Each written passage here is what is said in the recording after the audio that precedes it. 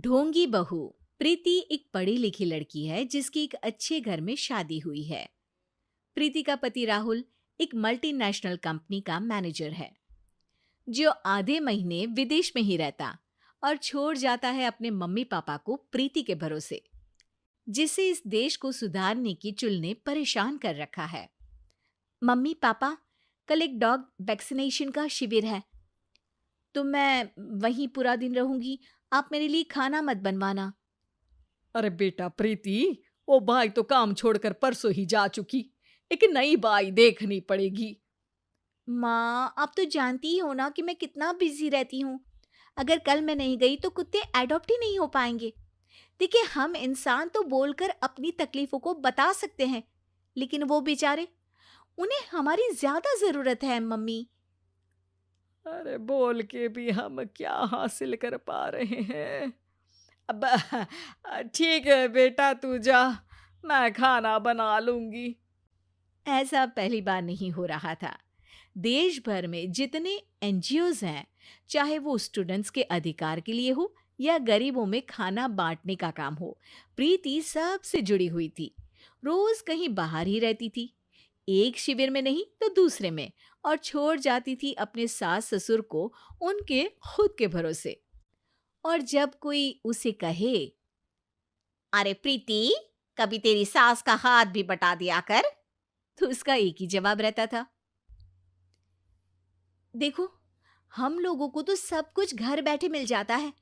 अगर आज मैं इस शिविर में नहीं गई तो पता नहीं कितने लोग सड़क पर आ जाएंगे। प्रीति को समझाना संभव ही नहीं था, और ये बात उसके सास ससुर भी मान चुके थे। इसलिए सुबह सुबह सास ही किचन में खाना बनाने जाती है और देखती है कि घर में सब्जियां खत्म है।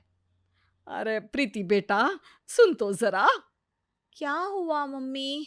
मुझे बहुत लेट हो रहा है, और आप तो जानते हो ना कि अगर मैं इस शिविर में नहीं गई तो। हाँ हाँ, कुत्ते एडॉप्ट ही नहीं हो पाएंगे, सब जानती हूँ। अरे पर घर में सब्जियां खत्म हो गई है। अरे जब तू वापस लौटे ना तब लेकर आना, ठीक है बेटा। ठीक है मम्मी, अ, चलिए मैं चलती हूँ। और हर बार की तरह प्रीति अपनी पार्टीज और आफ्टर पार्टीज में इतनी बिजी रह गई कि सामान लाना ही भूल गई। बात केवल सब्जियों की नहीं थी, लेकिन प्रीति हर रोज किसी नए शिविर में निकल जाती थी, अपने सास ससुर को अकेला छोड़कर। एक हफ्ते बाद प्रीति के ससुर जी के हाथ में दर्द होने लगा। अरे बेटा प्रीति, पापा जी के हाथ में बहुत दर्द हो रहा है। आज इनको डॉक्टर के पास लेकर जाना पड़ेगा। "अम, ठीक है माँ, आप हो आओ, मैं बाहर ही खा लूंगी। अरे बेटा, मैं कैसे ले जाऊं? ये काम तो हमेशा राहुल ही करता था, और मुझे तो डर है कि कुछ ज्यादा बड़ी बीमारी ना हो जाए। उफ़ो! आज मुझे मेडिकल शिविर में जाना है। बेचारे बड़े बुजुर्ग जिनके अपने फैमिली वाले उनका ध्यान नहीं रखते, उनका पूरा मेडिकल चेकअप होगा। अगर मैं नहीं गई तो आप तो जानते ही हो, उनका चेकअप नहीं हो पाएगा। और हाँ बेटा, तू जा, मैं कुछ ना कुछ कर लूंगी।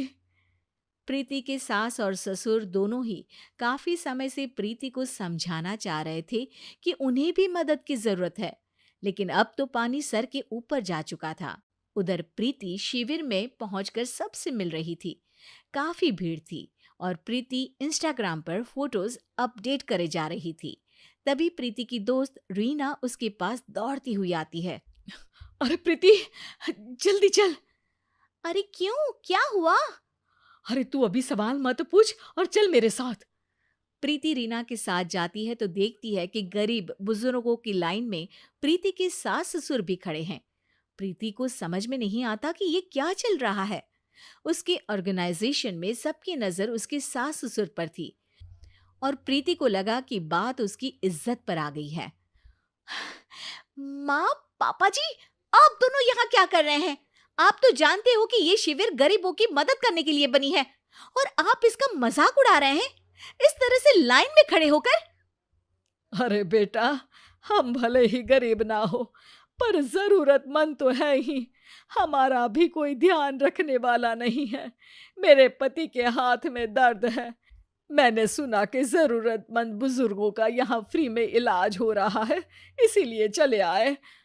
अ, नहीं, मतलब मैं तो प्रीति को समझ में आ गया था कि समाज को संभालने से पहले उसे अपना घर संभालना चाहिए और वो सर झुकाकर अपने सास ससुर से माफी मांगती है।